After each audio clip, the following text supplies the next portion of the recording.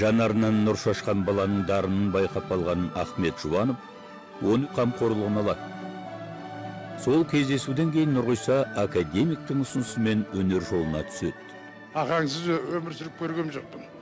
Мынау домбыра ағаңның сыйлаған домбырасы 1937 жылғы. Ағаң болмаса, анау оркестр Құрманғазы, мынау отырған отырарсыз туа ма, басқа оркестр туа ма.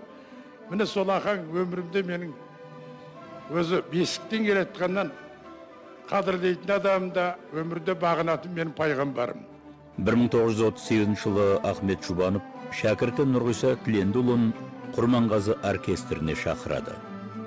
Оркестрдің қатарына келіп отырғанда өңкей оркестрдің мықтылары о жерде Қали Жантілеу, Жаппас Қаламбай өнде бар мысалы үшін.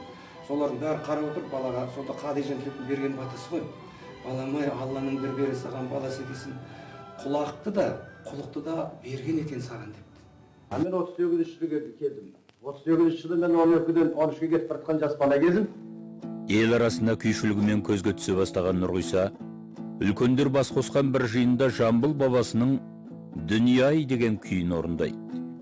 Жамбылдың алдында отырып 5 жас емес мен. 3 жасында да 2 жасында отырған болдым керек.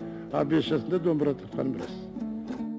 Күй біткен соң, үнсіз тыңдап отырған Жамбыл Жабаев, оң қолыңа күй ырғақтарынан бал тамызатындай күш біткен екен. Сол қолыңа тұлпардың шабысындай ұшқырлық берген екен.